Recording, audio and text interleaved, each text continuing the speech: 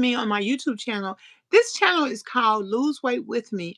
If you have knee pain, back pain, chronic pain, diabetes, all the stuff, obesity and overweight, this is the channel for you.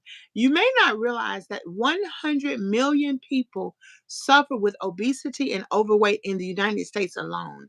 This channel seeks to challenge that statistics with support, with information, with exercise, with telling the truth about it, and also with helping you to understand the vast dynamics of situations, programming, all the stuff that affects our weight.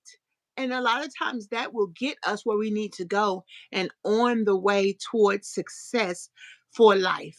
And we can know that you can really stop bouncing around with your weight.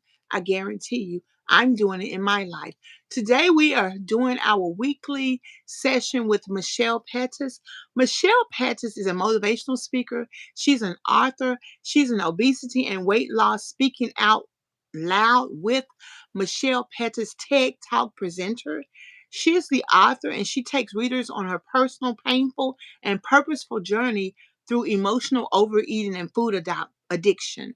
Tonight, we're going to talk about what do you do about the things that you cannot control?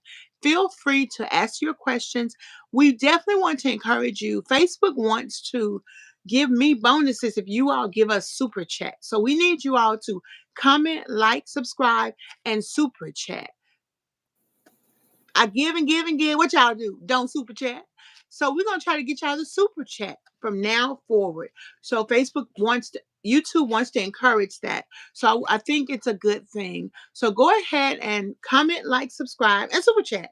And listen up because tonight we're gonna talk about what do you do about the things that you cannot control. Thank you, Michelle, for being here. Season's greetings. Feliz Navidad. Happy New Year. Happy Kwanzaa. Yes, happy holidays, happy all of that.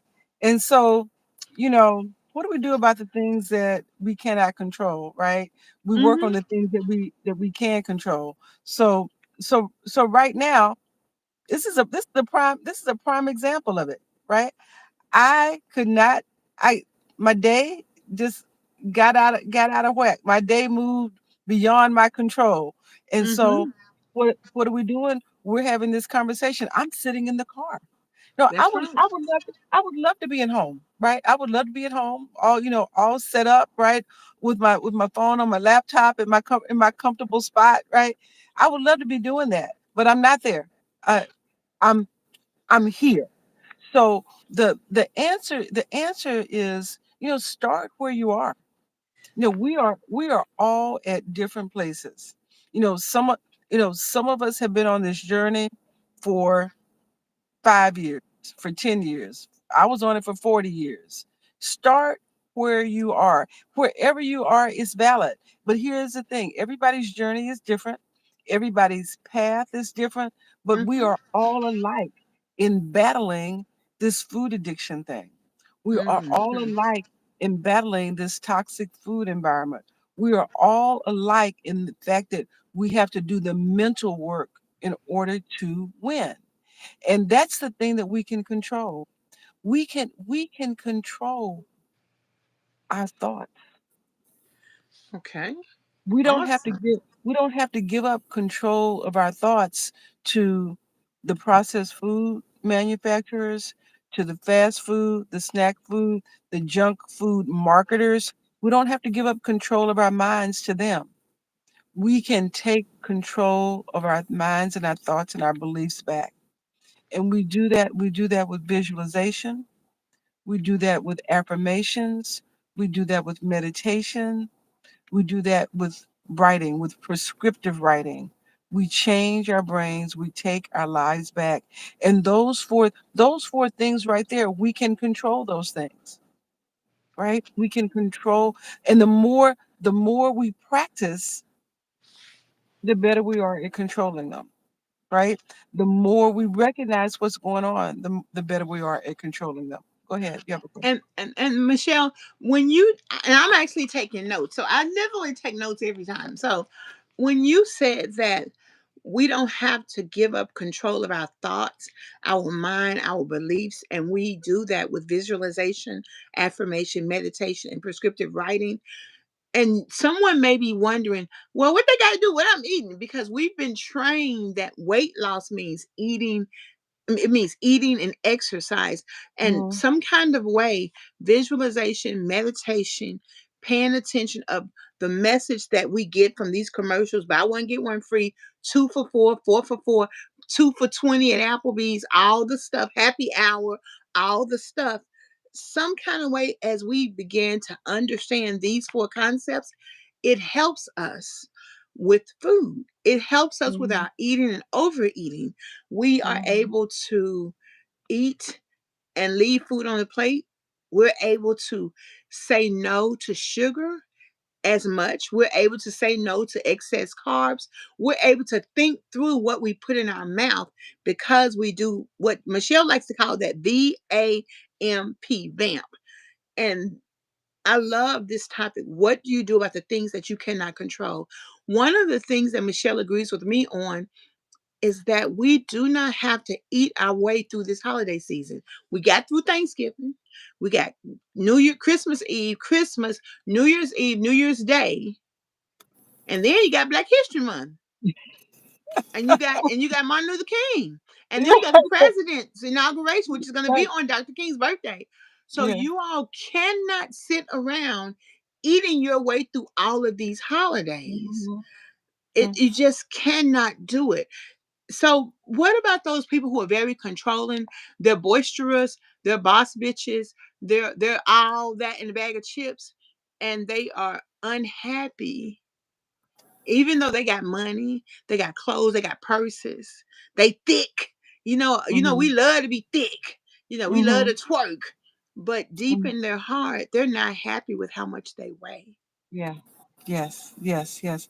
So I'm glad you brought that point up, Deborah Ann, because here is the reality of this situation is that we have to figure out how to lose this weight the same way we gained it. And before we ever gained a single extra pound, a single extra ounce, or a single extra anything on our bodies, we gained it in our minds first. And we have to lose it the same way. We have to lose it in our minds first. And all those things that I just mentioned, the meditation, the visualization, the affirmations, the prescriptive writing, that's all mental work. That's all mental work to strengthen up your mind so that you can lose it that way first. Because here's the thing that it is so important to understand is that our brains drive everything. Our thoughts drive everything. And the weight loss industry, the $93 billion weight loss industry keeps people trapped in behavior, the behavior of eating, the behavior of working out, those two things. So, as long as the industry can keep you focused on believing that that's the answer, right? That's the secret. Eat, eat less, move more. Just do that. Just do that. Okay, but understand this because that is a behavior, before you behave, you have to think. Thinking drives behavior. Okay. Thinking drives how much you eat. Okay. Thinking drives how much you move. So if you Okay. change your thinking, if you focus on your thoughts, because this issue, food addiction, obesity, it is a brain disease. It is not this we're not dealing with an eating disorder. We're dealing with a thinking disorder. We're dealing with a Okay. believing disorder. So when Let's you write your thoughts, when you write your thinking, when you get that correct, when you correct that, then your actions have to follow. Then you correct your actions. But as Okay, let's long as give you an example of that. When you said that the weight loss industry keeps people trapped in eating, and that your brain disease will be correcting that thought pattern. I want to just talk about um, some examples that I've faced this week that the weight loss industry will have you thinking that's the answer. Have you all noticed those circulars you get every week with Arby's, Burger King, Sonic, whoever restaurant, new restaurant openings, discount coupons? They're telling you eat, eat, eat, eat, eat, save some money, eat, eat, eat, eat, eat. At no point is there anything talking about nutrition. Oh, eating this will give you energy. Oh, eating this is going to give your brain the ability to make better decisions. They're saying, come eat, come eat. And then even the holiday circulars, buy the whatever a month, food prep boxes a week, beef and steaks and shrimp, buy the $300 box for 12 months. All the stuff. Buy this secular of nuts. And then they lace the nuts with sugar. You know, all of this making you think they got a holiday which is okay, sorta, if it wasn't so much laced with poison. But holiday flavors like pumpkin spice and things like that, you should be eating what's available in that season. But where it goes wrong is when it's so much sugar, and when it's so much added. And sometimes they'll have three or more processed ingredients in there that takes away from the fact that it's ginger, or that it's peppermint, or that it's cocoa or cocoa, because that's making you, it's making your body keep fat right here in your tummy area. Because when you eat something that your body doesn't recognize, it puts it in the middle area or in the backside, because your body's saying this ain't food. Yes. So that I love that point. um People have, I saw a video about depression, and the lady was saying, Queen Latifah was saying, or somebody was saying, depression is a chemical in your body that makes you feel low. Now, that's the first time I ever heard it explained by that. But what do you think the food industry is doing to give us food that has fake ingredients that's contributing to our literal brain, hypothalamus, pituitary gland, giving us Absolutely. this sensation where we feel low? Absolutely. So I want to just address, there's a difference between being depressed and depression. Okay. There's a difference. And so depression is depression is a clinical condition that speaks to the amount of serotonin that your brain is releasing. And there's a treatment for that um, that could be with therapy, right? It could be with drugs help with that. So that requires a course of treatment to get that corrected for depression. But when you say, "Oh, I'm depressed," that that's a difference. That's like being sad. If you say, "Oh, I'm depressed," when you use that language, that's an extended period of sadness, which is different from this clinical, physical, medical depression. They're two different situations. Shell. But so many people are going to say, I am depressed about my weight. Yes, yes, yes, yes, yes, yes, yes, I am depressed about my yes, weight. yes, And this yes, whole movement with black men and mental health, black men need mental health too. It's a setup, yes. because it's really making us think that everybody falls into this one loop. Yeah. So here's Oh part of my goodness. here's part of the issue is that not eating foods that support brain health makes it harder for us to process emotions. What you And said. Ooh, say that again, please. yes, eating food, right? That's not real food, eating the processed food, the snack food, the junk food, right? The fast food, that makes it more difficult for us for our brain to actually help us process emotions. We need real food real fruits, vegetables, right? High quality protein. We need nourishment for our brains to function at a high capacity, to help us to be able to navigate and think clearly and manage situations, right? Yes. All the managing high stress, managing anxiety, managing situations, that's brain work. And if your brain isn't nourished with high quality nutrition, you can't do those things. And when you can't Yes. do those things, then you don't have the outcome in your life that you're looking for. And that sends you into a place of pain and discomfort. That makes you depressed. That makes you sad because you don't have the mental faculties or the capabilities to navigate everything that's going on because you're not feeding your brain so that your brain is healthy to help you do it. And so you get depressed or may Okay. lead to depression, all of that. Okay. And so it's this cycle that feeds up feeds upon itself. And Okay. we think that we don't have willpower. We think it's our fault. We think we don't have any self-control. We think there's not a way out, but it is the food. Or let me say this, Yes. the food is contributing to it. It Followers keeps got us so from being. mad when we said that you think willpower, self control, and discipline is the answer. I mean, they were fighting mad. And I'm like, y'all better keep listening, honey. Yeah. Because the processed foods act like drugs in the brain. It makes your brain addictive. It changes the brain.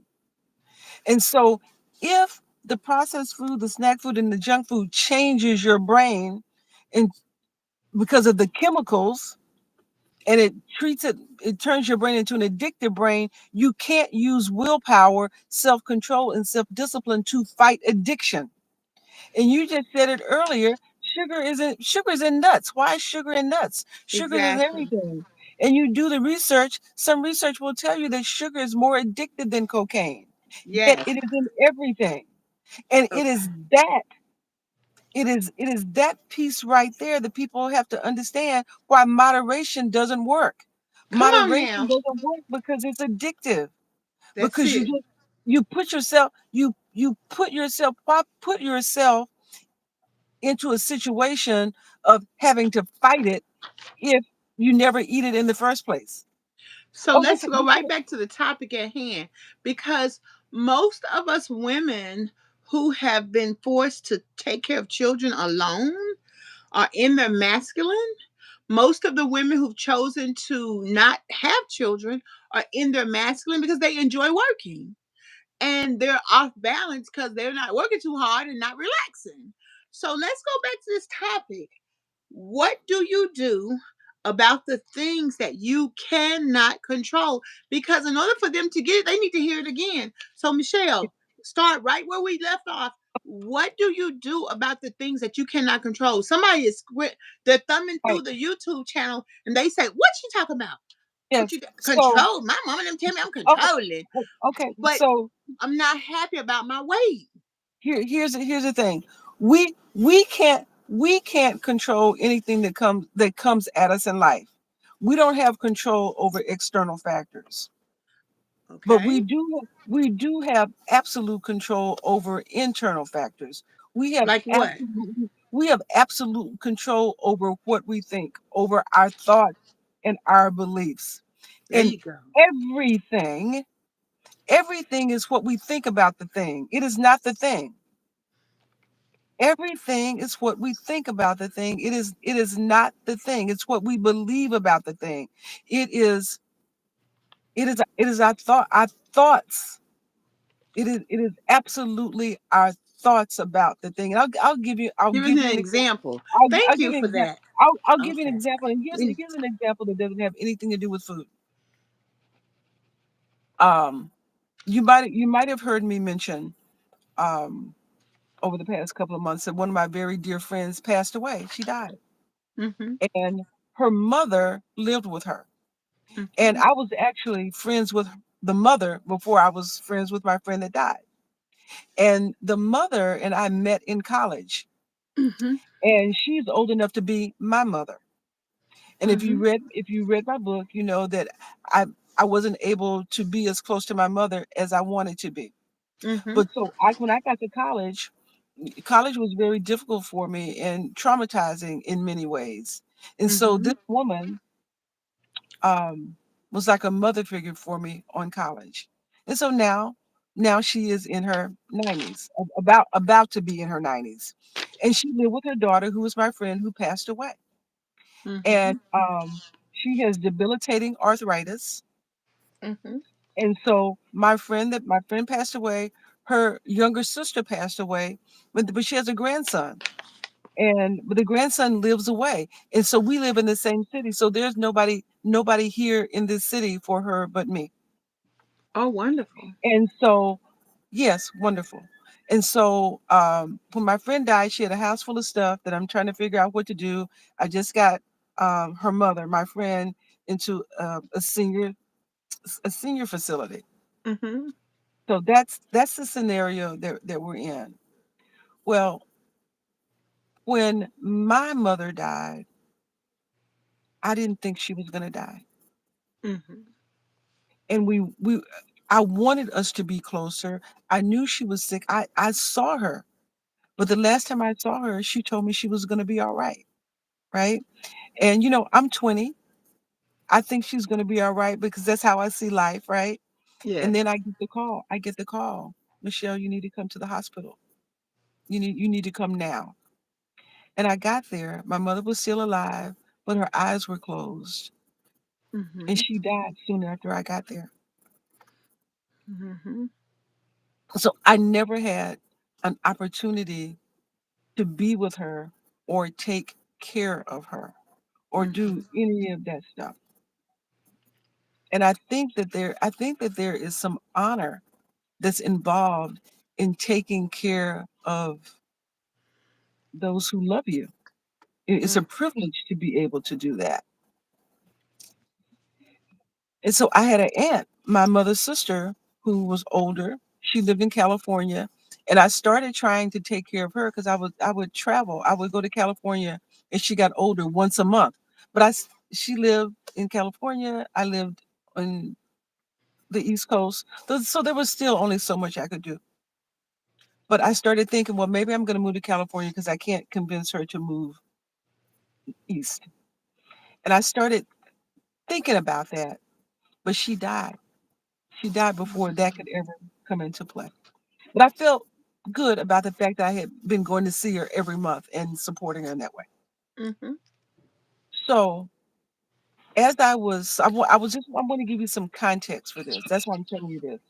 Mhm. So when I was sharing with a friend of mine about the fact that I'm having to deal with my friend's house and help her mom get into the assisted living facility, someone Mhm. else said to me, well, how did you get roped into doing that? Hmm. How did you get roped into doing that? And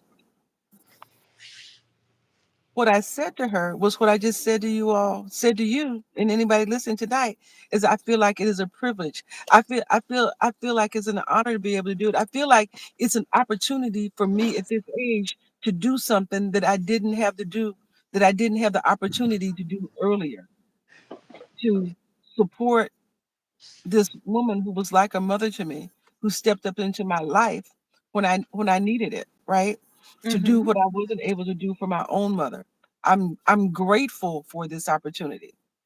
So the same situation, I look at it from it's this is something I'm grateful to do. This is an opportunity to it's an opportunity to be able to do this.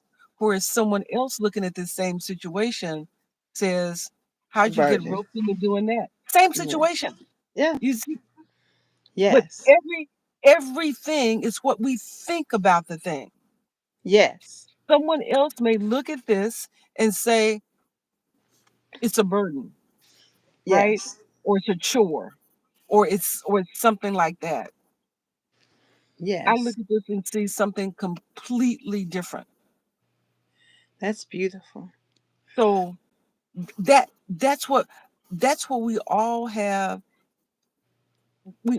this opportunity to reframe the things that we see that are coming toward us with food. Here, another example. Even with food, you you have renounced sugar, right? You have renounced sugar. Mhm.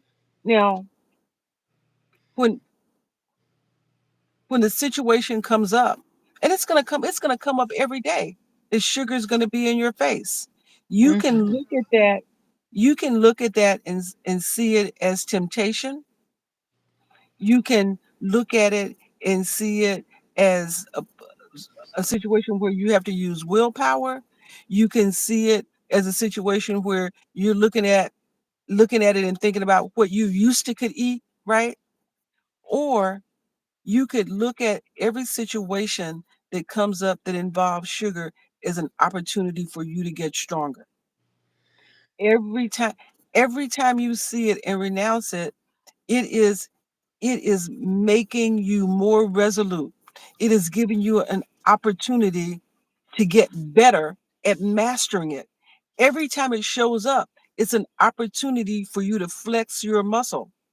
Yeah, it is. I mean, I saw this.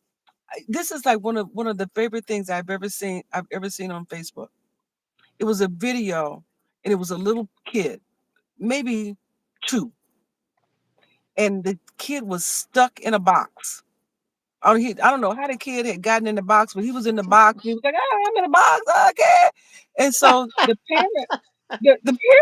the parent was there, and the parent would not help him out of the box. He wouldn't pull him out of the box, but he coached him out of the box. He Mhm. said, "You can get out. You can just, keep try this." So he kept talking to the kid, and the kid kept trying to, he's like, "You're almost doing it. You're almost out." And the kid kind of turned this way, and he did a little maneuvering, and he pulled himself out of the box with the help of with his father coaching him along. And he got Wonderful. up, and he was so excited and felt so accomplished at getting out of the box. When he got out of the box, you know what he did? What? He got back in the box again. He went back, he got back in the box just just so he could get that feeling of achievement again, so that Mhm. he could master it again. Because when he got in the box, he knew he could do it because he already had the evidence of having done it one time. And so Yes. it is the same thing when we think about food, right? Mhm. You can Mhm. look at it as you're thinking about sugar, as you're thinking about the processed food, when you start eliminating them. Oh, I don't want to go. I don't, I mean, it's the same thing about triggers. No, I don't want Yes. to go there. It might be something to trigger. It might be something there, Yes. and I'm afraid, right? But if you see it as something to be afraid of, or you can see it as something that you have gained mastery over and you continue to do. Okay. We before we wrap up, Michelle, we have a question. Says, "Hi ladies, what was the turning point in your journey that made you believe change was truly possible?" Michelle, you take that question, please. Oh man, the turning point in my journey, and I'm not going to tell you. I'm not going to tell you the whole story. Here's what I'm going to tell you, Mister Jet Doc 35. I'm going to tell you to go to leavinglarge.com, leavinglarge.com, and you can buy my book there.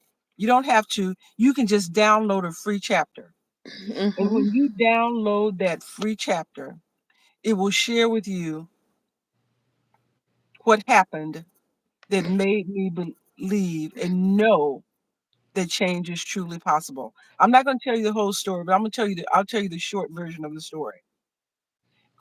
Read it.